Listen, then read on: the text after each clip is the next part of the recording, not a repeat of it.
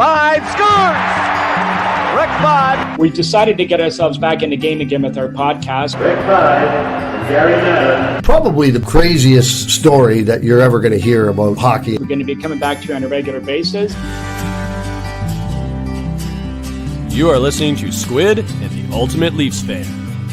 Hello, Canada and hockey fans of the United States and Newfoundland, and an extra big hello to Canadian servicemen overseas. Welcome, everyone, to the Squid and Ultimate Leaf Fan Show. I'm Mike Wilson, the Ultimate Leafs fan. Joining me, as always, my winger, Ricky Squid Vibes. Squid, how's things?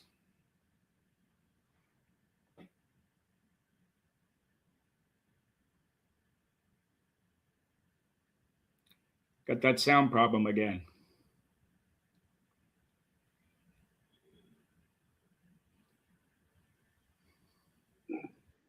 There you go. You on? There you are. Go ahead, Rick. Okay. Yeah, go ahead. Yeah. No, I'm good. Well, that's good to hear. So, we got to get these problems straightened out. Boris is our expert producer. He's working on all that right now. But, any games this week? Now, the Saints play Friday, Saturday, I think. Do you not? Yeah, you do. I'm just looking at my schedule.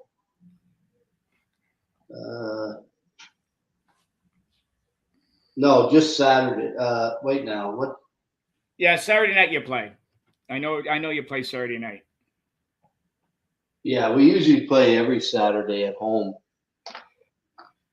Yeah, so it'll be good. Well, now are you out of the playoffs yet, or you guys still got a shot?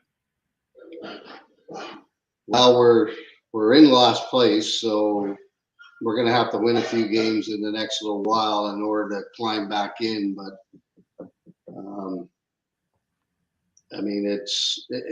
the thing is, it's the first year, so building a team is not the easiest thing to do, and obviously it's going to take a year or two, maybe 3, to get this team that'll compete for an Allen Cup.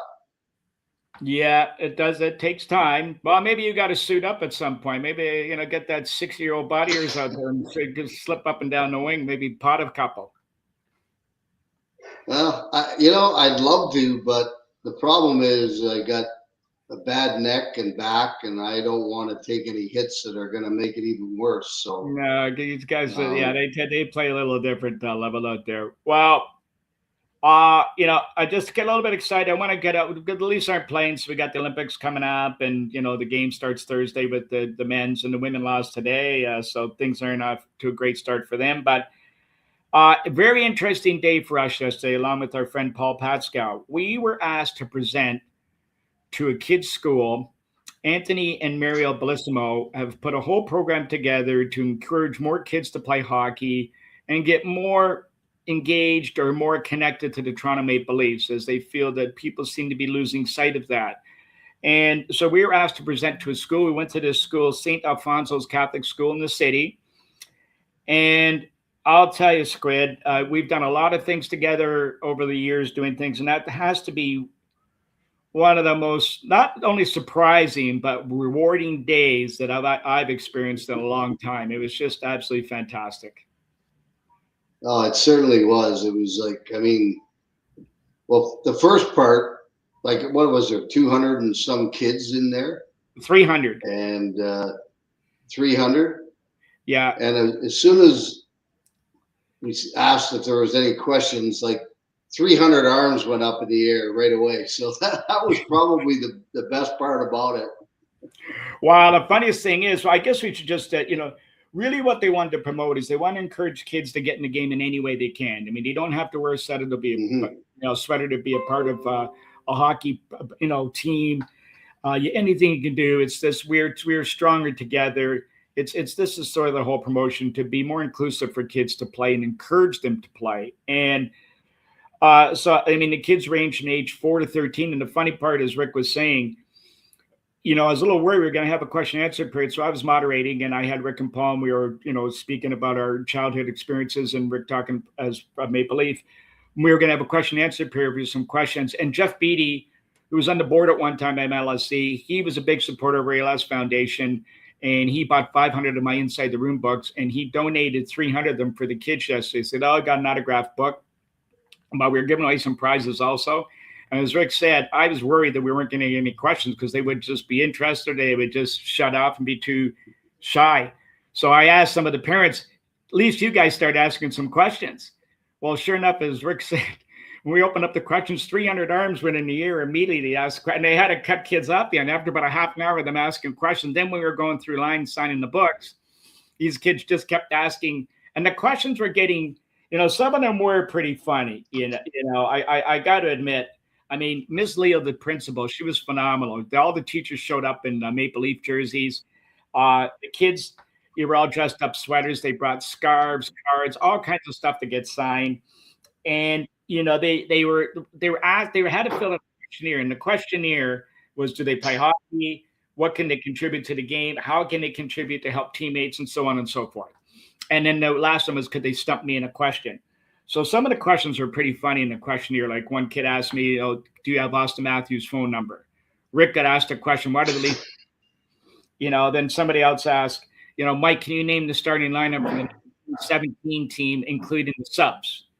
Mike, can you name for the last 26 years, I don't know why you picked that, going back to 2000, but they said every player in their number. And then the best one was, Mike, could you beat Wayne Gretzky one-on-one on hockey on the ice? So we had all these. It was really, really funny, and I got to tell you that, it's just so funny. And that some of the kids started asking some really intelligent questions in line. How many times on the ice should we be during, to get better? How much off ice training should we do? What other sports should we play? All things like that. So these kids they weren't all the older ones asking. There's some of the younger ones, and it was boys and girls. It was just tremendous. So just along those lines, some of the stories we picked up yesterday, maybe Squid, talk about your early years playing hockey as a kid and a couple of things you remember from those early years. Well, I think the biggest thing was when I was born in Ottawa, we lived in a fourplex. So there was like 4 townhouses connected. And of course, everybody had a little backyard. And my father went to the other 3 and asked them if we could use all the yards to build a rink. So they all agreed because they had kids and everything as well. And next thing you know, we got a rink that was probably about, I don't know, maybe 120 feet by 50 or 60 wide, and lights down the middle. So we could play until 10 o'clock at night because there was lights. Yeah. And we were out there pretty much every single day, and most of the time until 8 or 9 o'clock at night playing hockey. So now some of those kids used to play within the, back in the early days when you started out playing. How long? I mean, I know you went on and you moved on to different cities and stuff like that, but did you stay in touch with some of those guys for years after? Not from Ottawa, but from PEI, yes. There was a lot of guys that I played hockey with or just hung around with at school and that sort of thing. And we kept in touch for a while, but after time, when everybody starts moving around and that sort of thing, it's kind of hard to stay in touch. But I think the one thing that we tried to stress these kids was that just try to play well. Like, ability has no bearing, and just go pleasure skating. Get on the ice, go outside and play with just a stick and a ball. Go to the schoolyard and shoot it against the wall. Go with the other couple of kids. I know that when my dad used to play in the IBM League at Leaside Arena, I would get there, and I was a young guy, and you'd look for a broken stick in the stands, and there'd be other kids there watching their dads, wouldn't even know their names, and all of a sudden you just have a pickup game going. At Leaside, there was a cutoff area where you could go, and one guy would take his coat off, and he'd be playing goal with playing the goalie, like a swordsman for the in a bullfight, and you're playing goal like that, and it just automatically with a rolled up piece of tape. And it's hockey, and you don't even know the guy's name. So these are the type of things these kids have all missed today. We've talked about, things like all the specialized skating for training and fitness and shooting and goaltending and all. Listen, nothing will teach you how to play the game better than trying to go around 15 guys or girls on an outdoor rink at any given time with a tennis ball.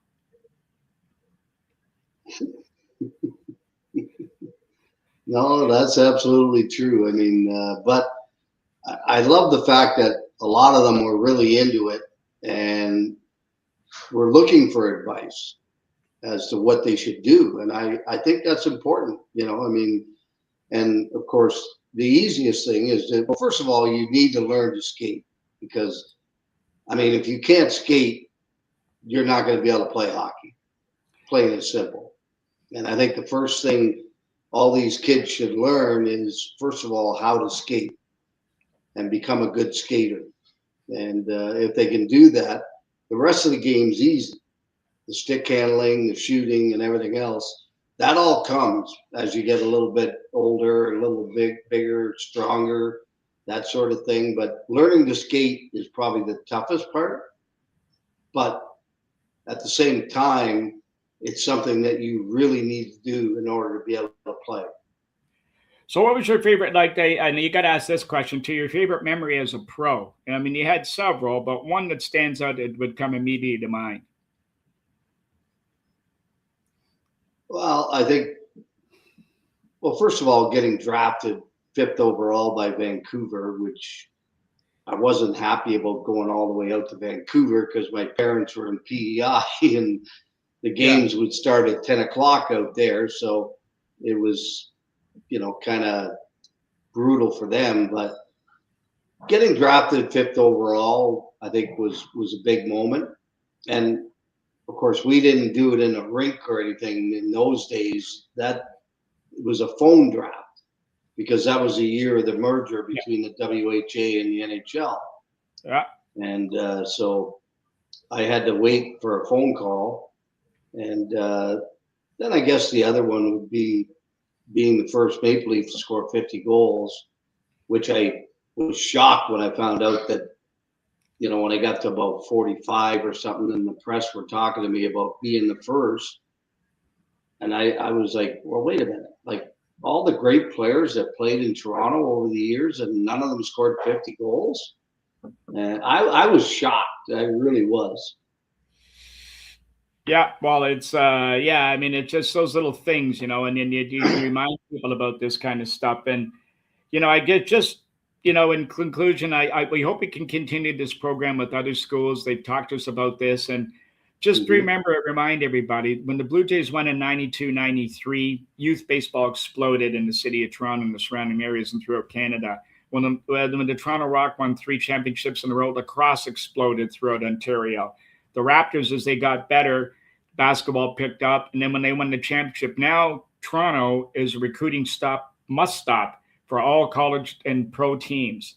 And soccer, which was always big in Toronto, with TFC winning, the success of our Canadian and women and men's teams internationally, and now the World Cup here this summer, it's just exploding again. So the Maple Leafs, remember, most people have not seen these people win at all. So all they've seen is negative. So imagine if the Maple Leafs ever win, you'll see this new explosion of kids coming to play hockey, we hope. And I think that's what it's going to take in the city. So that was our message. So speaking of kids coming up through hockey, one we like to talk about, and he can't seem to get away from anything negative going at him, and that's Austin Matthews. He gets named the captain of Team USA, and immediately the negative comments start going at him. Your thoughts on is it justified, or are they just being a little too harsh on this guy? Well, I think they're being a little harsh on him for starters, but I mean, I think it's justified for him to be the captain of the U.S. team. He's one of the best players in the National Hockey League. He's one of the top goal scorers. So, your captain has to do it on the ice first and foremost. You got to be available for media after games, that sort of thing. There's a whole lot of things that you need to do. Sometimes someone's struggling, you take them out for lunch, talk to them, talk about what's going on and that sort of thing. Or having trouble at home, whatever. I mean, there's always a lot of stuff that you need to do as a captain. Yeah, and I mean, these are the things that people don't see and know that go on behind the scenes. And these are the type of things that you were faced with as a guy. Now you took a little more, I guess I don't want to belittle, but a little more calmer approach. That you didn't really try to let that affect you too much, but you still had a responsibility to represent the hockey club as the captain and to your teammates. So what I mean, besides all those type of things, did you feel any other pressures coming at you from not doing something, or if you had a bad game? I know you're going to feel bad not having a good game, but just as a captain and not leading maybe the right way.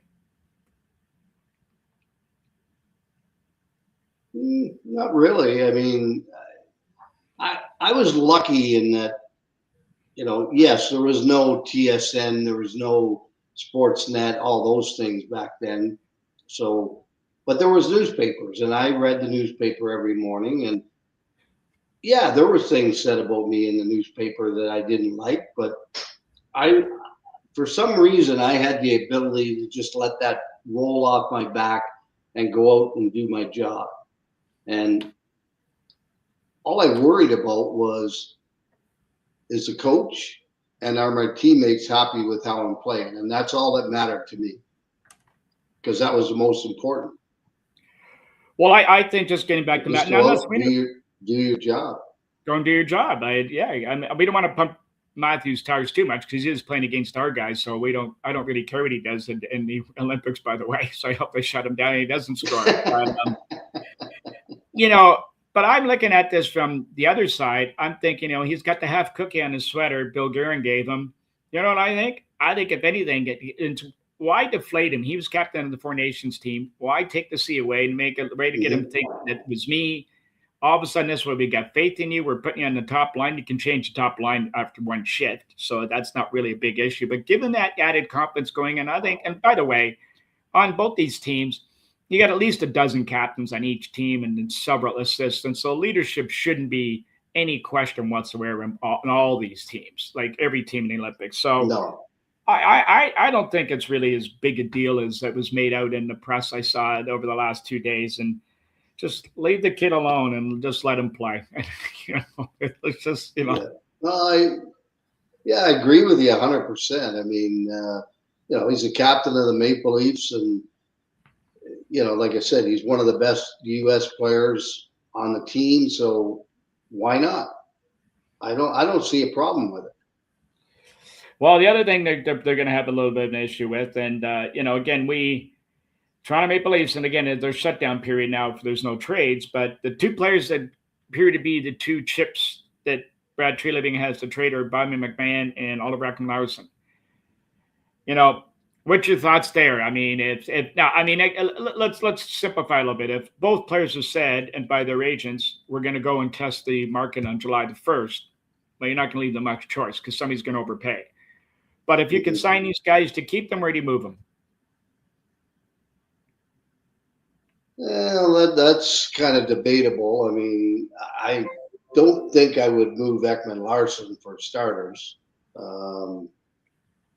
I mean, he's a pretty good player back there on the back end, and he's proven by winning a Stanley Cup with the Panthers that he's able to get the job done. So I think. I mean, I certainly wouldn't move him. I would try to sign him before July 1st. McMahon, well, that's a little bit of a different story. I mean, if you could move him for somebody equal or a little bit better than him, then that might be something that they could look at. But I like the way he plays.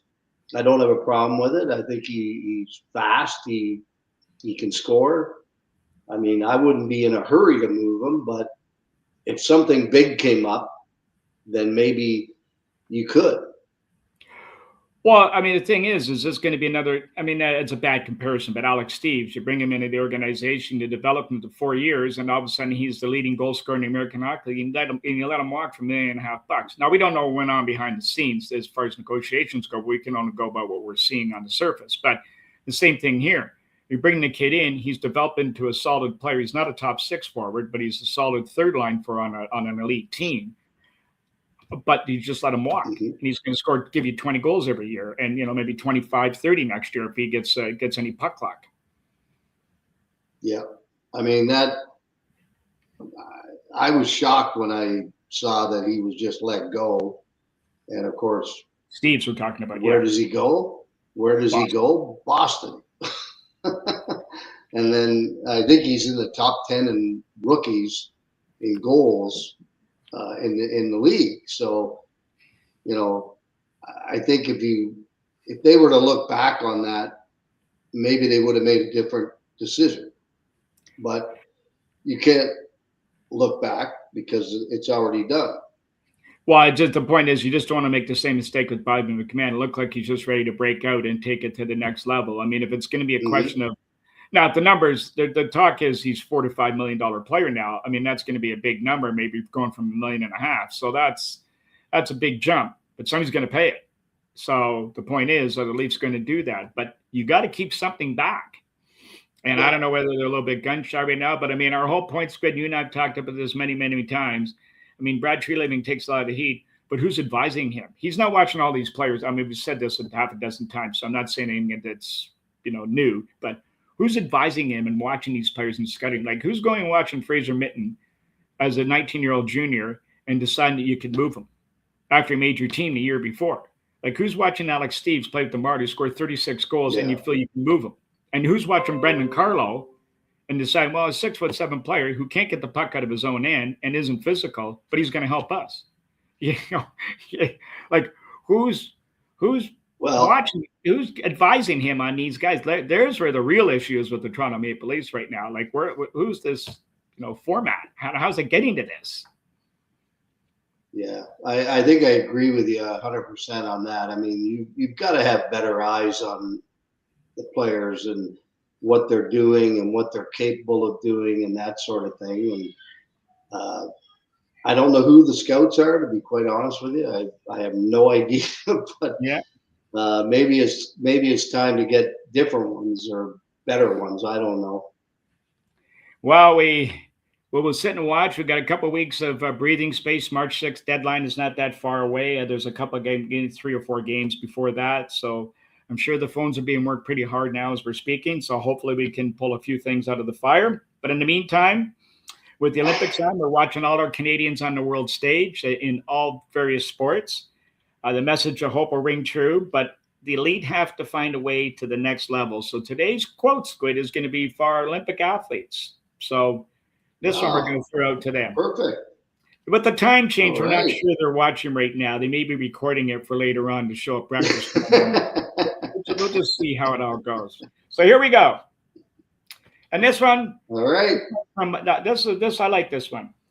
He who is not courageous enough to take risks will accomplish nothing in life. I like that. And there you go. And it is so true. Yeah, well, it is. And you know what? That one came from Muhammad Ali. Oh, well. I mean, and it worked for him. Heavyweight champ of the world for a long time. So yeah, he had some success with that. Good guy to listen to. I would say so. I would say that's probably a good choice right there. So in the meantime, folks, we will continue to have hope and promise for all our Canadian athletes, certainly our Toronto Maple Leafs, but we got a few weeks brace, as I said. Don't forget to be sure to check out our library of Squid and the Ultimate Leaf Fan podcasts, available on most of your podcast networks and YouTube. Everyone settle back, and as I said, let's cheer our Canadians on in Italy. Thanks for listening, everyone, and back at you next week, and go Canada, go. Before we go, Mike, there are some questions Let's from the get audience. The gold. Oh, so good. I got a couple questions here. All right, go ahead, Boris, fire. Here we are. From Billy Hunt on Facebook, was it difficult to find an acceptably clean story to tell at school asking for a friend? Well, great question, okay? No, it was not. Squid? No, it wasn't difficult at all. I mean, we've all been there. We've all been in that position before when we were kids. And we know, we're obviously sensitive to what we can say and what we can't say. So no, it wasn't very difficult at all. But I think that was more along the lines of somebody trying to be a little bit funny, but we got the message. No, we kept it very clean for the kids.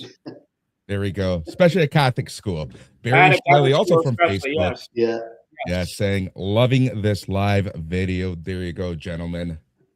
Thank you. Well, thanks for listening, guys. And we're going to be right. back at you guys next week. Let's go, Canada, go. Yep.